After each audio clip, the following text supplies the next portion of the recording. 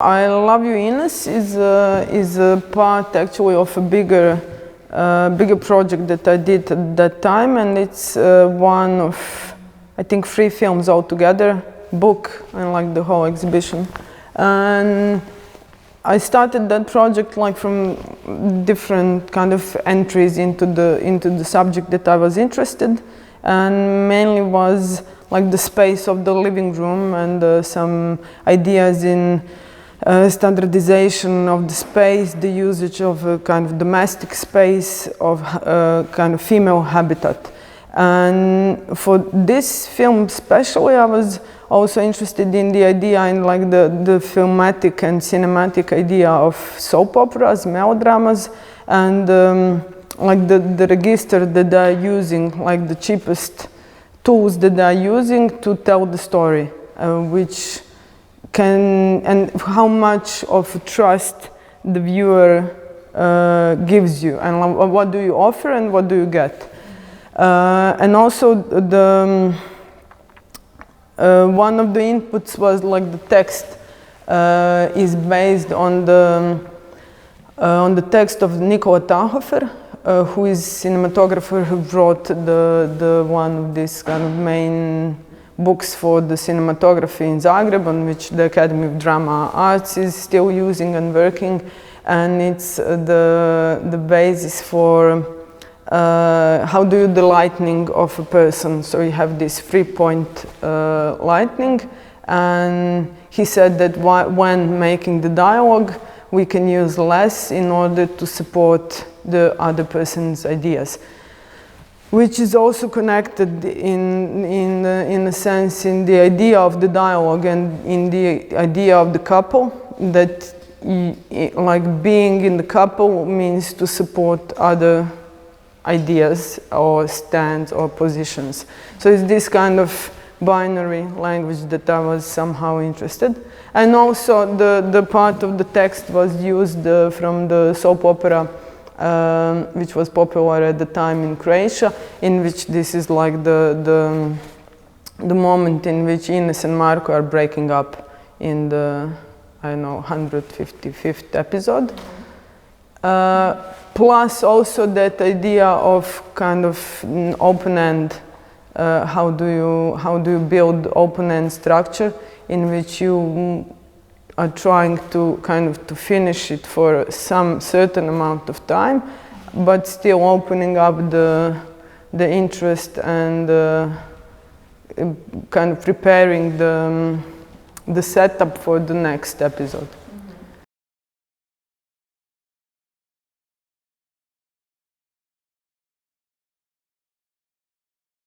For that project, I did different kind of setups and different kind of spaces of the different kind of setups of the same space. It's always the same living room, but made according to the kind of, I had for each part of the film different kind of rules. So for this one, I had this opportunity to work on national television in this virtual studio, in which they have virtual space, so they created the graphic of my living room. And that technology allows you to kind of to flip the space as you want, and to kind of to have actors which are actually acting inside of green screen studio. But in the camera, the graphic is loaded, so the people who are camera operators, they see the mix actually. And I found it interesting because it allows you something that the other technologies or other kind of set or prompts that I had for different setups didn't allow, and so I found it interesting and kind of exciting to try to use it.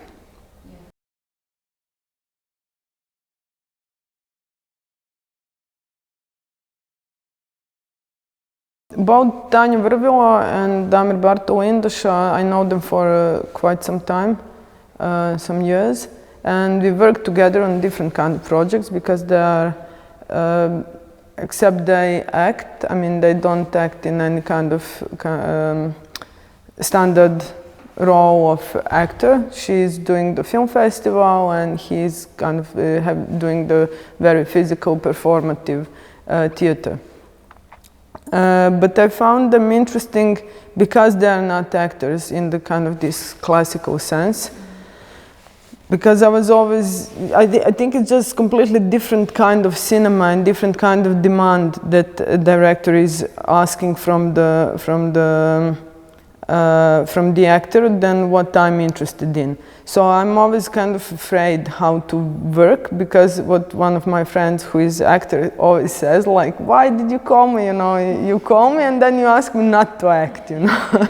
I'm an actor, that's what I should do, you know. So I'm always thinking about, you know, what is this difference between, like, what does it mean, you know, to act, or to take space in a frame, or to, you know, to stand up for your position, and how we deal with the person, with the character, or with the message that it should be kind of said. So I'm always confused with, you know, and I think also the like the kind of classically trained actors, also with my kind of lead, I always have a feeling that we don't understand each other quite well. But then once when I try, I find it really exciting. And with Tanya and Indushes, we had this really small amount of time to work in the studio. We did some rehearsals before, and basically it was, you know, a lot of it was depending on them, because we had this kind of setup of the text goes in 3 iterations. So the first one is really fixed, the second one has kind of glitch where things go in a loop, and then in the third one they are allowed to pull any line of text that they want. So it was also like part of it was on them to kind of interpret like how it's gonna end and how it's gonna finish.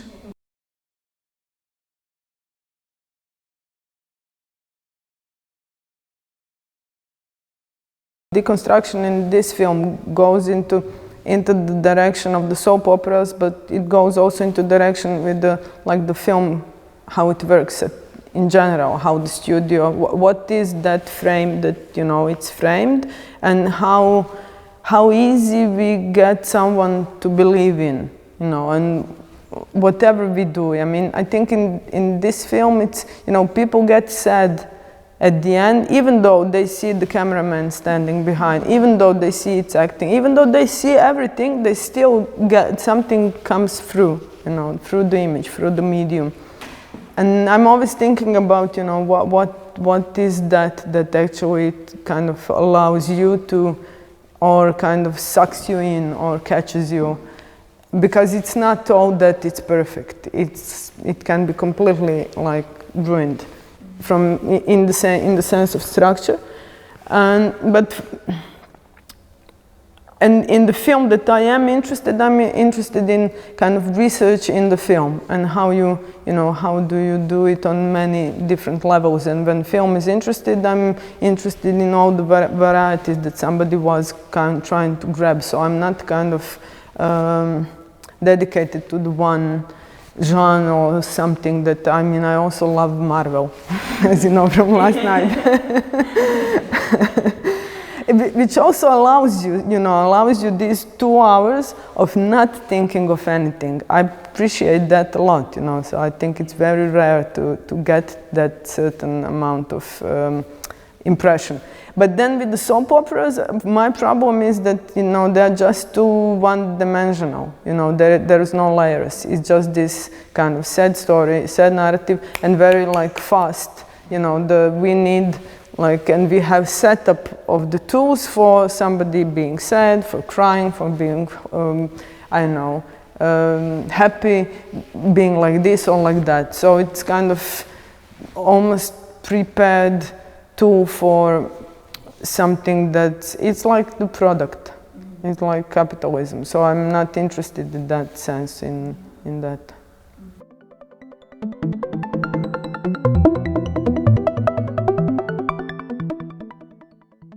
How still was tempered this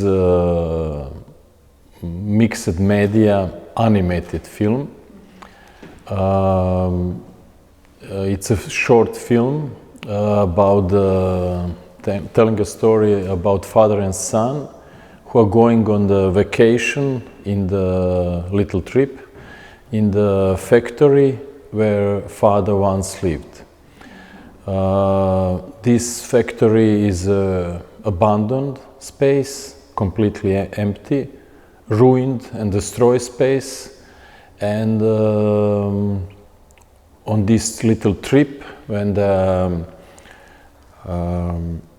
walking through the factory, it reflects also the previous historical moments when the factory was somehow alive, but also reflects some kind of dysfunction communication between the father and son, because father is in a certain kind of a trauma,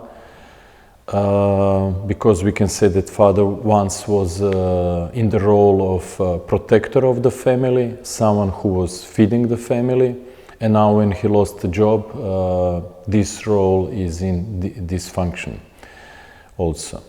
So in this kind of a trauma, when they faced some historical images, it is placed in the film with a documentary material, father gets the idea to make some symbolical gesture.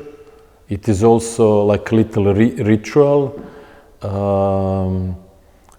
which have seemingly, it's a seemingly absurd gesture, but for him it's have some kind of a deeper meaning. So father actually in light put a fire in the furnace, which is factory furnace, big factory furnace, in the factory which is not working. Through this symbolical gesture, he wants to make a factory again alive, that factory is again working. And through this gesture, son decided to join him because it's a gesture of game. It's a little game through which they again reconnect each other, and father get in position that he become de-traumatized through this.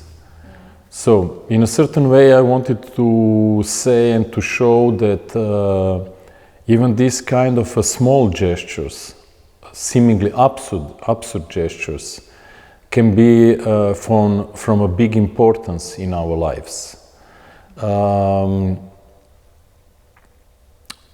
Somehow, I can also say it's a certain kind also reference to Tarkovsky film.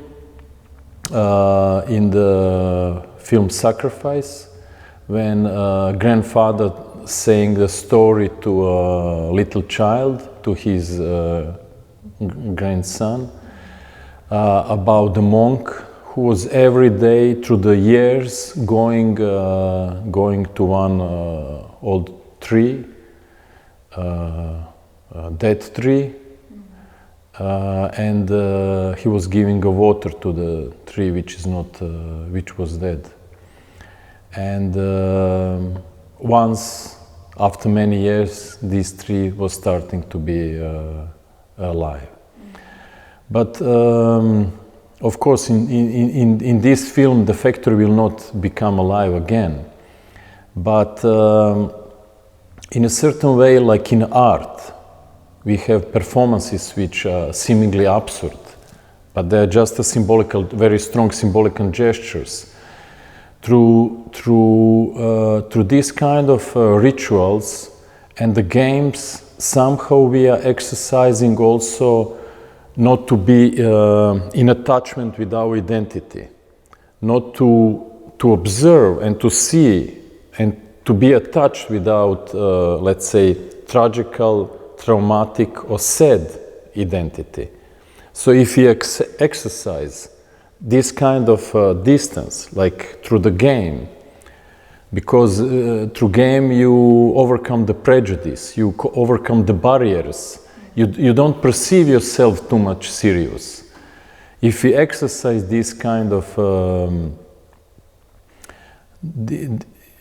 these kind of things, if we use it as some kind of method, spiritual method maybe, then we can observe ourselves and the life in a much lighter way.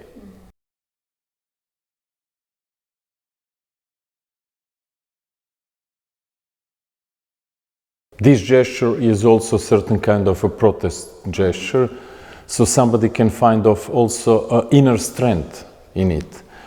But so in this way, as a protest gesture, it's also reflect this political attitude against the nowadays, against nowadays present capitalist system, which is not respecting the workers' rights, which just exploit the workers. And when we reflect the past, which father had through his experience, which we can see through this little part of the documentary film, we can see how, let's say, idealistic, utopian this past was. So we can say that this social experiment, which was socialist society in ex-Yugoslavia, during the modernization after the Second World War, during the renewing and the building of the new society and the new world for the workers, that in this period workers was treated with much more respect.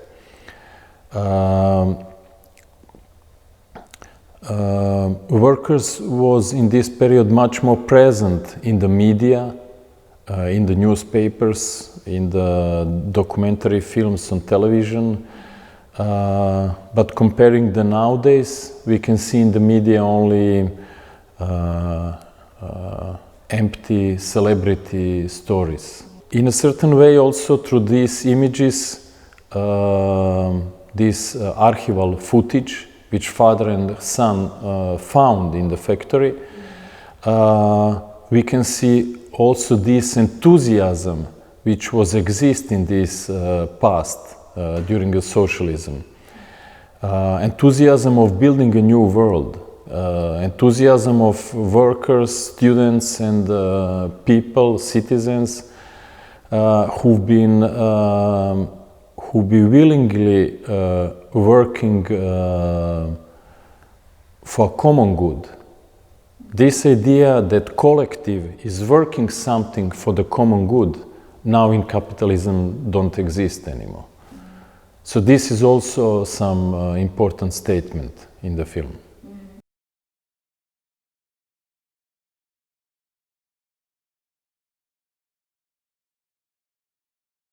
When I say mixed media, animated film, it's true that the film started as animation, but when the characters, archetypal animated characters, entered the factory space, the factory becomes alive. It becomes alive through the images. It's real documentary images. It's real photographs and real film shots, which I did through the years of my investigation in the abandoned factories around Croatia. This image is becoming a scenography, this factory. So I can say also that I treat the factory as one of the characters in the film. So we have father, son, like archetypal relation between the father and son, little dog and the factory. Another part of the project, I can say it's a photographical essay, because I exhibited this film, which we saw now in Intersección Film Festival. I'm happy that you invited the film. This film was exhibited also in Venice Biennial last year, And so the another part of the big project was several photographic essays, 3 photographic essays. The name of this part is of photographic essays is Traces of Disappearing in 3 acts. And one of the acts where I'm speaking about the transition of and transformation of urban landscape, here concretely about the industrial landscape, which been ruined under the pressure of capital. I'm speaking also about this tragical story in a contemporary Croatian past, which happened when we was passing from socialist system toward the capitalist system. In this transition, in this process of privatization, from one social system to another system, it been destroyed bunch of factories, the whole industry been destroyed. Since once the factories, companies in socialist system have been under control and under the ownership of the workers. So we have this term self-management, because workers was making a self-management of the factories.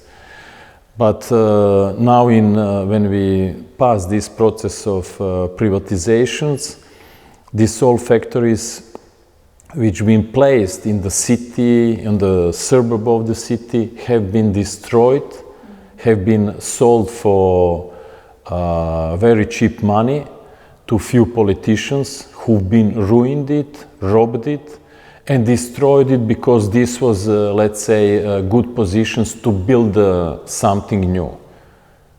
Because from building some area or new buildings for supermarkets or buildings for living, they could raise a even bigger capital.